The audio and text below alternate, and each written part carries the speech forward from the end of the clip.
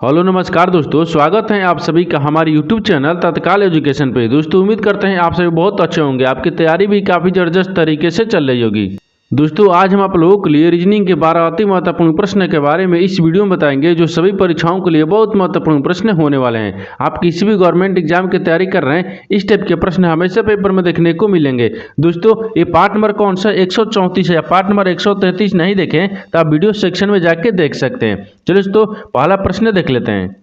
दोस्तों पहला प्रश्न है, इसमें देखिए नीचे देखिए श्रृंखला श्रेणी में प्रश्नार्थक चिन्ह के स्थान पर कौन सी संख्या आएगी। देखिए नीचे यहाँ पर आपको एक श्रृंखला दी है, इन श्रृंखला में बताना इस प्रश्नार्थक चिन्ह पर इन 4 ऑप्शन में से कौन सी संख्या यहाँ पर भरा जाएगा। देखिए यहाँ पर सबसे पहले ध्यान से देखते हैं ये श्रृंखला किस प्रकार से चल रहा है। ठीक है, देखिए यहाँ पर क्या दिख रहा है, यहाँ पर 14 से क्या हो रहा है, यहाँ पर 17 हो रहा है, 17 से 21 हो रहा है, 21 लिए 24 हो रहा है, 24 लिए यहाँ पर 28 हो रहा है, 28 लिए यहाँ पर 31 हो रहा है और 31 लिए आपको अगला संख्या को ज्ञात करना है। देखिए श्रृंखला को ध्यान से देखने के बाद में हमको क्या दिख रहा है, देखिए 14 से क्या लिख रहे हैं, 17 हो रहा है। अगर 14 में क्या करते हैं, 14 में जब 3 को जोड़ देंगे 17 आ जाएगा और 17 से क्या लिख रहे हैं, 21 लिख रहा था। जब 17 में यहाँ पर 4 को जोड़ देंगे 21 आ जाएगा और 21 लिख क्या लिख रहे हैं, यहाँ पर 23 लिख रहा है, सॉरी यहाँ पर 24 लिख रहा है। तो 21 में क्या करते हैं, यहाँ पर 3 को जोड़ देंगे 24 आ जाएगा और 24 लिख क्या लिख रहे हैं, यहाँ पर 28 लिख रहे हैं। तो 24 में यहाँ पर 4 को जोड़ देंगे 28 आ जाएगा और 28 लिख क्या लिख रहे हैं, 31 लिख रहे हैं। अगर 28 में क्या करेंगे, यहाँ पर 3 को जोड़ेंगे तो 31 आ जाएगा। ठीक उसी प्रकार से यहाँ पर कहते हैं 31, तो 31 में यहाँ पर 4 को जोड़ेंगे, क्योंकि देखिए यहाँ पर क्या जोड़ रहा है, 3 4 3 4 3 4,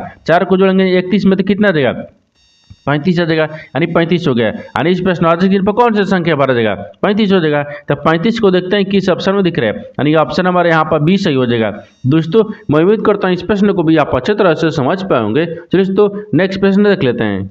दोस्तों दूसरा प्रश्न है, इसमें देखिए नीचे दिए गए विकल्पों में से संबंधित संख्या को चुनिए। देखिए नीचे यहाँ पर आपको एक संबंधित संख्या दी है, यहाँ पर 18 जो ना यहाँ पर 45 ले समित है। ठीक उसी प्रकार से बताना है कि 34 जो है प्रश्नार्थक चिन्ह पर इन 4 ऑप्शन में से किसी से समित होगा। देखिए यहाँ पर सबसे पहले ध्यान से देखिए, जो 18 है ना वो 45 ले किस प्रकार से समित है। देखिए तो 18 किन संख्याओं से मिलकर बन रहा है, तो यहाँ पर क्या करेंगे 1 और 8 को मिलकर बन रहा है। यहाँ पर जोड़ेंगे तो नहीं हो रहा है, गुना करेंगे तो भी नहीं होगा, तो क्या करेंगे, देखिए यहाँ पर एक लॉजिक लगेंगे। ठीक है, देखिए यहाँ पर 18 तो यहाँ पर 9 करेंगे। ठीक है, 9 में 2 से गुना करेंगे तो कितना गया, 18 आ जाएगा। ठीक है, देखिए यहाँ पर गुना करने पर कितना गया, 18 गया। ठीक है 18 गया। उसी प्रकार से यहाँ पर देखिए 45 किस प्रकार से लिख रहा है। देखिए तो 45 में क्या करते हैं, 9 में यहाँ पर क्या करते हैं, 5 ले गुना करेंगे, 9 5 45 होता है, जो कि यहाँ पर 45 दिए। ठीक है, देखिए यहाँ पर उसी प्रकार से यहाँ पर 34 को भी रखेंगे।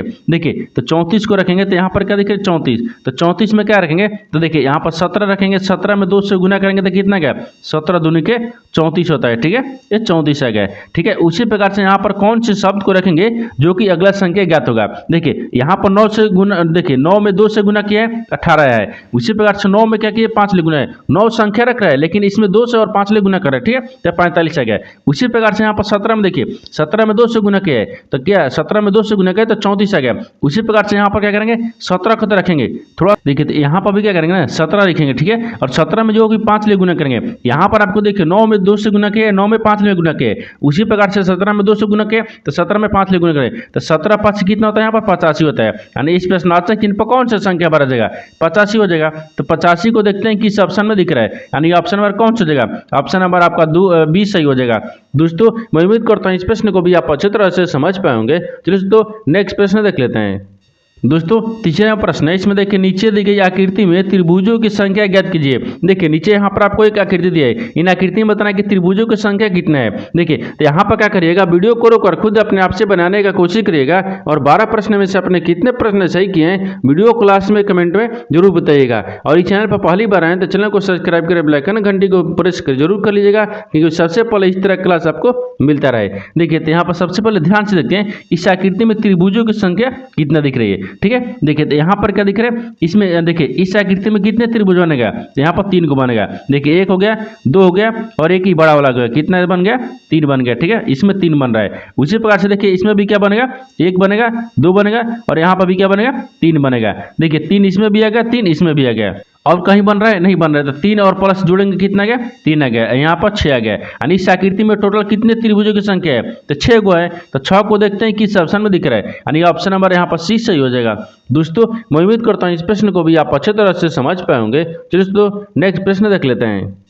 दोस्तों 4 नंबर प्रश्न है, इसमें देखिए यदि अंग्रेजी वर्णमाला को विपरीत क्रम में लिखा जाए तो यानी दाएं से 10वें अक्षर के बाएं यानी 10वां अक्षर कौन सा होगा। देखिए यहाँ पर सबसे पहले प्रश्न समझिए इसमें बोल कर, ठीक है। देखिए यहाँ पर क्या बोल रहा है कि यदि अंग्रेजी वर्णमाला, ठीक है, यानी यदि अंग्रेजी वर्णमाला को विपरीत क्रम में लिखा जाए। देखिए नीचे यहाँ पर आपको एक अंग्रेजी वर्णमाला है जिसको आपको विपरीत क्रम में लिखा गया है, ठीक है। आगे क्या बोल रहा है, तो यहाँ पर दाएं से 10वां अक्षर, दाएं से 10वां अक्षर, देखिए यहाँ पर कहते हैं ये बाएं होता है, ठीक है, ये बाएं होता है। यहाँ से क्या होता है, दाहिने होता है। तो अब बोल रहा है कि दाएं से, देखिए दाएं से 10वां अक्षर, तो यहाँ पर देखिए 1 2 3 4 5 6 7 8 9 10, ये क्या दिख रहा है, 10वां अक्षर, यानी दाहिने से क्या दिख रहा है, 10वां अक्षर दिख रहा है। अब बोल रहा है कि 10वां अक्षर के बाएं, यानी इस अक्षर के बाएं, अब बाएं चलेंगे तो बाएं आपको इधर चलेंगे ना, बाएं इधर चलेंगे, ठीक है।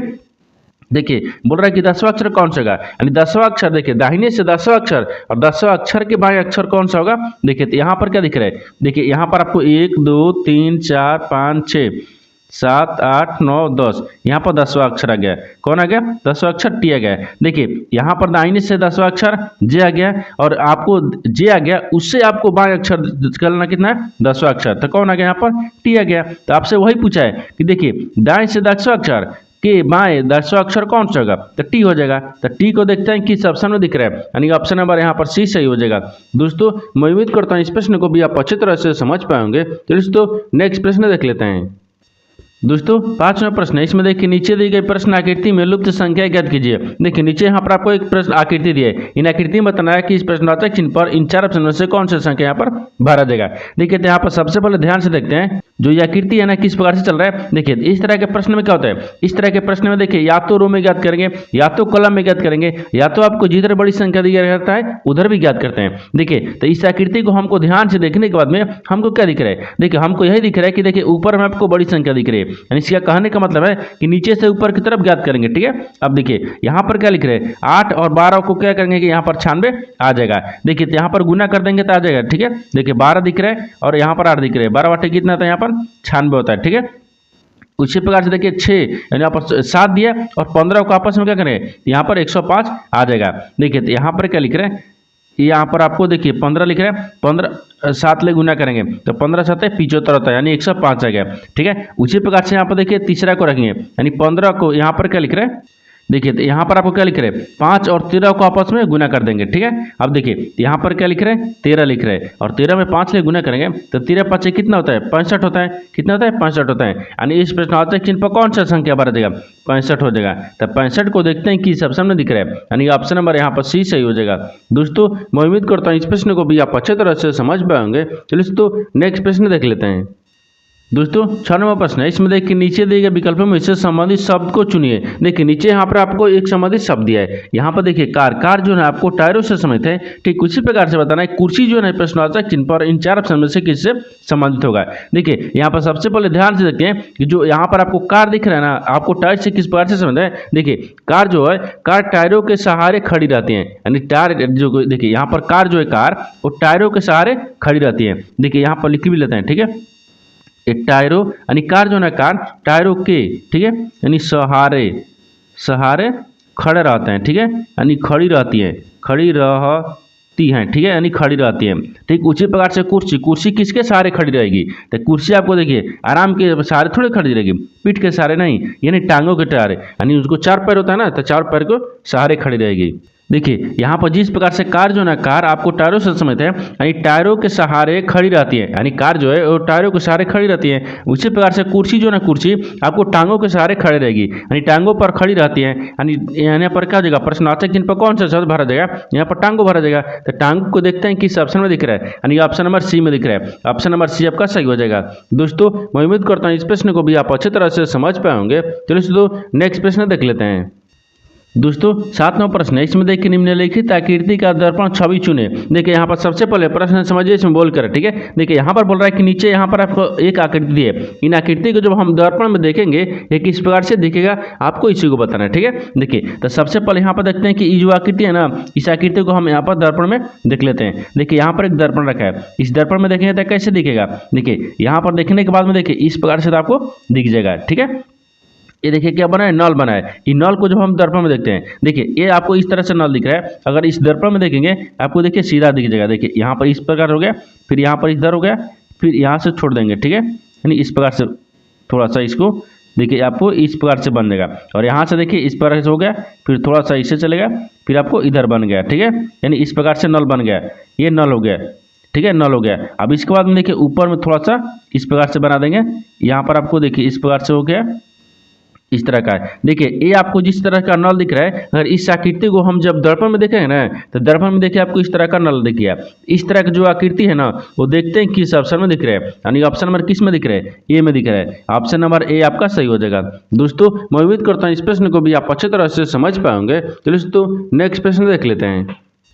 दोस्तों 8वां प्रश्न है, इसमें देखिए उस वेन अरे का चयन करें जो दिए गए वर्गों के बीच संबंध को सर्वोत्तम रूप से दर्शाता है। देखिए नीचे यहाँ पर आपको 3 शब्द दिए, इन तीनों शब्द को बताना है कि आपस में किस प्रकार से संबंधित है और इन 4 वेंडग्राम में से कौन सा वेंडग्राम बनेगा। देखिए यहाँ पर सबसे पहले ध्यान से देखते हैं तीनों शब्दों में से आपको कॉमन कौन सा मिल रहा है, ठीक है। देखिए यहाँ पर कबूतर दिया है, पंछियों दिया है और कुत्तों दिया है। तो सबसे कॉमन यहाँ पर मान लेते हैं क्या रखते हैं, पक्षियों को रखते हैं, ठीक है। सबसे कॉमन यहाँ पर क्या लिख रहा है, पंछिया है, ठीक है, ये पंछिया है। पंछियों के अंदर में क्या है, कबूतर आते हैं। पंछी के अंदर में क्या आता है, यहाँ पर कबूतर आ जाएगा, ठीक है। पंछी के अंदर में कबूतर आ गया है, लेकिन पंछी के अंदर में क्या कुत्ता आते हैं, नहीं आते हैं। तो कुत्ता का आपका वेंडग्राम अलग बन जाएगा, ठीक है, ये कुत्ता हो जाएगा। देखिए आपस में इस प्रकार से समझते हैं और इस तरह का वेंडग्राम बनेगा। इस तरह का वेंडग्राम देखते हैं किस ऑप्शन में बन रहा है, यानी ऑप्शन नंबर यहाँ पर दूसरा बन रहा है, यानी ऑप्शन नंबर आपका दूसरा सही हो जाएगा। दोस्तों मैं उम्मीद करता हूँ इस प्रश्न को भी आप अच्छी तरह से समझ पाए होंगे। चलिए दोस्तों नेक्स्ट प्रश्न देख लेते हैं। दोस्तों 9वां प्रश्न है, इसमें देखिए मंच पर एक पुरुष को देखते हुए रीता ने कहा, ठीक है, वह मेरे पति की पत्नी की पुत्री के भाई हैं। यानी मंच पर उपस्थित उस पुरुष का रीता से क्या संबंध है। देखिए यहाँ पर सबसे पहले प्रश्न समझिए सिंबल कर, ठीक है। देखिए यहाँ पर क्या बोल रहा है, ये आपको क्या बोल रहा है कि मंच पर यानी एक पुरुष को दिखते हुए रीता ने कहा। मान लीजिए यहाँ पर क्या रखते हैं, एक मंच को रखते हैं, ये मान लीजिए ये मंच हो गया, ठीक है। ये मंच पर क्या है, एक पुरुष है, यहाँ तक ठीक है। आगे बोल रहा है ना कि रीता ने कहा, किसने कहा, रीता ने। तो मान लीजिए यहाँ पर रीता को रखते हैं। देखिए ये रीता हो गया, ठीक है। रीता ने कहा, रीता ने क्या कहा, देखिए बोल रहा है कि वह मेरे पति, इसकी पति यानी रीता के पति के, तो रीता के पति मान लीजिए यहाँ पर रखते हैं, यहाँ पर पति को रखते हैं, ठीक है। ये पति हो गया, ये रीता के पति है, यहाँ पर ध्यान दीजिएगा, ठीक है। रीता के पति, ठीक है, रीता के पति बोल रहा है कि पति, यहाँ बोल रहा है ना कि वो मेरे यानी रीता के पति की पत्नी। तो रीता के पति की पत्नी कौन हो गई, खुद स्वयं रीता है, क्या है, यानी रीता के पति की पत्नी स्वयं आपको रीता ही है, रीता हो गया। अब बोल रहा है कि इस पत्नी की, तो पत्नी की पुत्री, यहाँ पर रीता की पुत्री, ये पुत्री हो जाएगा, ठीक है, यहाँ पर पुत्री हो गया। देखिए रीता के पुत्री, अब आगे बोल रहा है कि पुत्री का भाई, तो पुत्री का ये भाई है, क्या है, यहाँ पर भाई रखते हैं, यानी पुत्री का भाई है। अब बोल रहा है कि मंच पर उपस्थित उस पुरुष के यानी रीता से क्या संबंध है। देखिए यहाँ पर सबसे पहले एक बार और से समझिए, क्योंकि यहाँ पर डायग्राम भी देखिए और फिर सवाल भी समझिए। देखिए बोल रहा है ना कि मंच पर एक पुरुष को देखते हुए रीता ने कहा वह मेरे पति। तो देखिए ये रीता के पति हो गया, और इसकी देखिए रीता के पति की पत्नी, तो स्वयं आपको रीता हो गई। और रीता की ये बोल रहा है कि देखिए पत्नी की पुत्री, तो इसकी पत्नी की पुत्री क्या बोल रहा है, ये पुत्री हो गए। पुत्री का भाई कौन है, ये मंच पर जो व्यक्ति खड़ा है ना, वो क्या है, रीता के यहाँ पर पुत्री के भाई है। तो यहाँ पर क्या हो जाएगा, जब रीता, देखिए रीता की पुत्री हो गई यानी रीता की बेटी हो गई, तो रीता के पुत्री का भाई क्या लगेगा, इसका बेटा हो जाएगा। तो क्या हो जाएगा, रीता जो है ना, रीता इसको क्या बोलेगा, मंच पर जो व्यक्ति है उसे किस प्रकार से समझते हैं, तो बेटा से हो जाएगा, यानी बेटा मान लीजिए या पुत्र मान लीजिए, ठीक है। ये क्या हो गया, यहाँ पर पुत्र से हो जाएगा। देखिए यहाँ पर वही बोला ना कि पुत्री का भाई क्या हो जाएगा, पुत्र हो जाएगा। तो पुत्र को देखते हैं किस ऑप्शन में दिख रहा है, यानी ऑप्शन नंबर ए आपका सही हो जाएगा। दोस्तों मैं उम्मीद करता हूँ इस प्रश्न को भी आप अच्छी तरह से समझ पाए होंगे। चलिए दोस्तों नेक्स्ट प्रश्न देख लेते हैं। दोस्तों 10वां प्रश्न है, इसमें देखिए यदि 29 फरवरी का दिन सोमवार है तो महीने का 11वां दिन किस दिन पड़ेगा। देखिए यहाँ पर सबसे पहले प्रश्न समझिए इसमें बोलकर, ठीक है। देखिए यहाँ पर क्या बोल रहा है, ये आपको क्या बोल रहा है कि यदि 29 फरवरी यानी 29 फरवरी को दिन कौन सा है, सोमवार है, तो बताना है कि उसी महीने के यानी उसी फरवरी में ही 11 तारीख को यानी 11वां दिन को बताना है कौन सा दिन पड़ेगा, यानी 11 तारीख को कौन सा दिन पड़ेगा। तो सबसे पहले यहाँ पर ध्यान से देखते हैं कि जो आपको 29 फरवरी, देखिए 29 फरवरी का सोमवार है, यानी सोमवार किस दिन आ रहा है, पहले उसको ध्यान से देखते हैं, ठीक है। दोस्तों देखिए यहाँ पर आपको 29 फरवरी माह में यानी सोमवार के दिन पड़ने वाले तारीख, यानी जिस दिन आपको देखिए फरवरी महीना है, फरवरी महीना में आपको किस किस दिन को यहाँ पर क्या किस किस तारीख को आपको सोमवार पड़ रहा है, पहले उसको ध्यान से देखते हैं। यहाँ पर पहले 29 तो बोल दिया है, यहाँ पर क्या बोल रहा है 29 तारीख को सोमवार पड़ गया, ठीक है। 29 के बाद यहाँ पर 22 तारीख को भी सोमवार पड़ेगा, यहाँ पर 15 तारीख को भी आपको सोमवार पड़ेगा, फिर यहाँ पर 8 तारीख को भी सोमवार पड़ेगा, फिर यहाँ पर 1 तारीख को भी आपको सोमवार पड़ेगा। देखिए फरवरी महीने में 29, 22, 15 और 8 और 1 तारीख को क्या पड़ेगा, सोमवार हो जाएगा, ठीक है, सोमवार हो गया। लेकिन आपसे क्या बोल रहे हैं 11वां तारीख, यानी 11वां तारीख को कौन सा दिन होगा। देखिए तो जब 11वां तारीख बोल रहा है तो यहाँ पर क्या रखेंगे, जब 8 तारीख को देखिए यहाँ पर क्या है सोमवार दिए, ठीक है। जब 8 तारीख के सोमवार दिया है तो 8 तारीख में 3 दिन जोड़ देंगे, जब 8 में 3 जोड़ेंगे तो कितना गया 11, यानी 11वां दिन आ गया, ठीक है, 11 तारीख आ गया। तो 11 तारीख में देखिए जब इसमें सोमवार आ गया तो सोमवार में भी क्या करेंगे 3 को जोड़ते हैं। देखिए एक स्टेप यहाँ से आपको बढ़ा देते हैं, देखिए यहाँ पर बढ़ाते हैं, ये क्या लिख रहे हैं तो यहाँ पर मान लीजिए 8वां दिन हो गया, ठीक है, यानी 8वां ये दिन हो गया, ये 8वां दिन हो गया, 8वां दिन और प्लस में यहाँ पर 3 दिन को जोड़ते हैं, ठीक है, यहाँ पर दिन रखते हैं, 3 दिन जोड़ेंगे तो 8 तारीख को यहाँ पर सोमवार दिए, ठीक है। देखिए यहाँ पर सोमवार दिए और सोमवार में 3 दिन जोड़ देंगे, जब सोमवार में 3 दिन को जोड़ेंगे तो यहाँ पर कितना देगा, सोमवार के बाद मंगलवार, बुधवार, बृहस्पतिवार, यहाँ पर कितना का तो बराबर में बृहस्पतिवार आ जाएगा, तो यहाँ पर क्या हो जाएगा बृहस्पतिवार, ठीक है, ये बृहस्पतिवार, ये क्या हो गया बृहस्पतिवार हो गया, यहाँ पर बृहस्पतिवार आ गया, ठीक है। देखिए बृहस्पतिवार आपको ऊपर में लिख देते हैं, देखिए यहाँ पर क्या हो जाएगा बृहस्पतिवार हो जाएगा, तो बृहस्पतिवार देखिए तो महीने का 11वां दिन किस दिन को पड़ेगा, तो यहाँ पर बृहस्पतिवार को 11 तारीख पड़ेगा, ठीक है। तो 11 बृहस्पतिवार को देखते हैं किस ऑप्शन में दिख रहा है, यानी ऑप्शन नंबर यहाँ पर ए सही हो जाएगा। दोस्तों मैं उम्मीद करता हूँ इस प्रश्न को भी आप अच्छे तरह से समझ पाए होंगे। चलिए दोस्तों नेक्स्ट प्रश्न देख लेते हैं। दोस्तों 11वां प्रश्न है, इसमें देखिए कि रामदेव अपने घर के दक्षिण में 40 मीटर चलने के बाद वह बाएं मुड़कर 10 मीटर चलता है, उसके बाद उत्तर में मुड़कर 20 किलोमीटर चलता है और फिर अपने घर की ओर चलता है, वह किस दिशा में है। देखिए यहाँ पर सबसे पहले प्रश्न समझिए इसमें बोलकर, ठीक है। देखिए यहाँ पर क्या बोल रहा है, ये आपको ये क्या दिए, ये दिशा से संबंधित आपको एक प्रश्न दिया है, ठीक है, जिसमें बोल रहा है कि रामदेव अपने घर के दक्षिण में यानी 40 किलोमीटर चलने के बाद, ठीक है। तो सबसे पहले यहाँ पर एक डायग्राम को बनाते हैं। देखिए डायग्राम यहाँ पर बनाते हैं, डायग्राम आपको यहाँ पर क्या होता है, देखिए यहाँ पर ये पूर्व होता है, ये पश्चिम होता है, ऊपर में उत्तर होता है, नीचे में दक्षिण होता है, ठीक है। आप देखिए बोल रहा है कि जो देखिए रामदेव है ना, तो रामदेव मान लीजिए यहाँ पर रखते हैं, ठीक है, यहाँ पर रामदेव को रखते हैं। एक क्या है यहाँ पर घर दिख रहा है, यानी घर के दक्षिण में 40 मीटर चलने के बाद, तो घर से क्या करते हैं 40 मीटर चलते हैं, ठीक है, दक्षिण की तरफ तो नीचे है दक्षिण, ये 40 किलोमीटर चल गया है। आगे बोल रहा है कि चलने के बाद बाएं मुड़कर 10 मीटर चलते हैं, फिर बाएं मुड़ता है और 10 मीटर चलता है। तो यहाँ पर क्या है, अगर दाहिने मुड़ेंगे तो इधर आ जाएंगे, हमको बाएं मुड़ना है तो बाएं आपको इधर मुड़ेंगे, ठीक है। और कितना चल रहा है, ये 10 मीटर चल रहा है, ठीक है। आगे बोल रहा है कि उसके बाद उत्तर में मुड़कर, देखिए उत्तर मुड़कर यहाँ पर क्या है 20 मीटर यानी 20 मीटर चलता है, फिर उत्तर मुड़ता है, तो उत्तर मुड़ेगा तो आप ऊपर की तरफ जाएंगे, ठीक है। ये 20 मीटर चलता है, कितना चल रहा है 20 मीटर चलता है, और फिर अपने घर की ओर चलता है। फिर वो क्या कहेगा अपने घर की ओर चलता है, मान लीजिए वो अपने घर की ओर चल दिया, ठीक है, चल दिया, वह किस दिशा में है, और बोल रहा है कि वह किस दिशा में है। देखिए तो यहाँ से आपको क्या दिख रहा है, देखिए तो यहाँ पर जब घर की ओर चला तो यहाँ तक क्या दिख रहा है, ठीक है। देखिए यहाँ पर आपको क्या दिख रहा है, इसको मान लीजिए यहाँ ये तो उसका घर है, अब अगर मान लीजिए यहाँ तक 20 किलोमीटर चल दिया, अब यहाँ से घर की ओर चलेंगे, तो घर की ओर चलेंगे तो क्या इधर चलेंगे या इधर चलेंगे, ठीक है। तो क्या करेंगे थोड़ा सा देखिए इसमें क्या करेंगे, यहाँ पर मान लीजिए इधर चलेंगे, तो यहाँ से तो बोला नहीं है कि कितना किलोमीटर चल रहा है, नहीं बोल रहा है ना, तो यहाँ पर आपको इस प्रकार से रख देंगे, यानी यहीं तक रखेंगे। ये इसका घर है, तो घर से देखिए यहाँ पर आ गया, ये अभी किस दिशा में दिख रहा है, देखिए किस दिशा में घर से दिख रहा है। देखिए यहाँ पर मान लीजिए कोना कोनी रखेंगे, ये दिशा यहाँ पर आ गया ना, देखिए दिख रहा है, यानी पूर्व में और दक्षिण में, दक्षिण पूर्व हो जाएगा। तो दक्षिण पूर्व देखिए, दक्षिण पूर्व में ये इसका दिख रहा है, ये घर से दक्षिण पूर्व में दिख रहा है, तो घर से दक्षिण पूर्व देखते हैं किस ऑप्शन में दिख रहा है, तो ऑप्शन नंबर आपका सी में दिख रहा है, यानी ऑप्शन नंबर सी आपका सही हो जाएगा। दोस्तों मैं उम्मीद करता हूँ इस प्रश्न को भी आप अच्छी तरह से समझ पाएंगे। चलिए दोस्तों नेक्स्ट प्रश्न देख लेते हैं।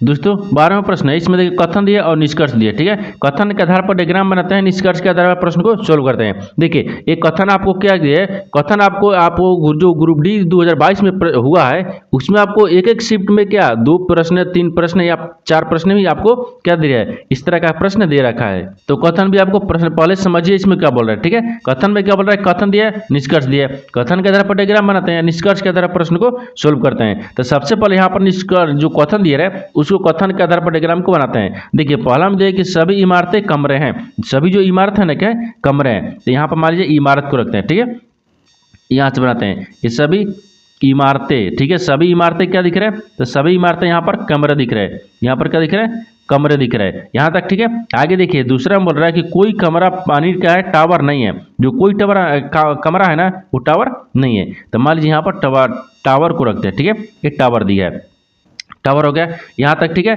अब बोल रहा है कि देखिए कुछ टावर खंभे हैं, जो कुछ टावर है ना वो क्या है, खंभे हैं, तो यहाँ पर खंभे को रखेंगे, ठीक है, एक खंभे हैं यहाँ तक ठीक है। ये तो आपको क्या बोल रहा है, कथन बोल रहा था, उसके आधार पर डायग्राम को बना दिए। लेकिन निष्कर्ष क्या बोल रहा है, इसके आधार पर प्रश्न को सोल्व करेंगे। देखिए तो निष्कर्ष क्या बोल रहा है, निष्कर्ष पहला में जाएगा कोई इमारत टावर नहीं है, जो कोई इमारत है ना, मान लीजिए ये क्या है, सॉरी यहाँ पर आपको इमारत दिख रहा है, ये आपको इमारत है, कोई इमारत क्या है, टावर नहीं है, कोई इमारत और टावर से समित है नहीं है, ये आपको नहीं दिख रहा है, ये आपको सही बोल रहा है, ठीक है, पहला आपको सही बोल रहा है। दूसरा देखिए पहला आपको यहाँ पर रखते हैं, पहला सही बोल रहा है। दूसरा देखिए कोई खंभा कमरा नहीं है, बोल रहा है कि कोई जो खंभा है ना वो कमरा नहीं है, तो कोई कमरा यानी खंभा नहीं है, ये आपको गलत बोल रहा है, ठीक है। तीसरा देखिए यानी कोई खंभा इमारत नहीं है, बोल रहा है कि कोई जो खंभा है वो इमारत नहीं है, कोई जो खंभा है ना इमारत से संबंधित नहीं है। देखिए बोल रहा है कि कोई खंभा इमारत नहीं है, तो कोई जो खंभा है इमारत नहीं है, ठीक है। ये भी क्या बोल रहा है, आपको गलत बोल रहा है, ये भी क्या बोल रहा है, गलत बोल रहा है, क्योंकि है। तो यहाँ पर क्या दिख रहा है, एक सही दिख रहा है, यानी पहला हो गया। तो पहला को देखिए किस ऑप्शन में दिख रहा है, यानी केवल निष्कर्ष 1 पालन करते हैं, यानी ऑप्शन नंबर आपका सी सही हो जाएगा। दोस्तों मैं उम्मीद करता हूँ इस प्रश्न को भी आप अच्छी तरह से समझ पाए होंगे। तो दोस्तों नेक्स्ट वीडियो में मिलते हैं, तब तक जय हिंद। दोस्तों इस चैनल पर पहली बार आए तो चैनल को सब्सक्राइब कर बेल आइकन घंटी को प्रेस जरूर कर लीजिएगा, क्योंकि सबसे पहले इस तरह क्लास आपको मिलता रहे।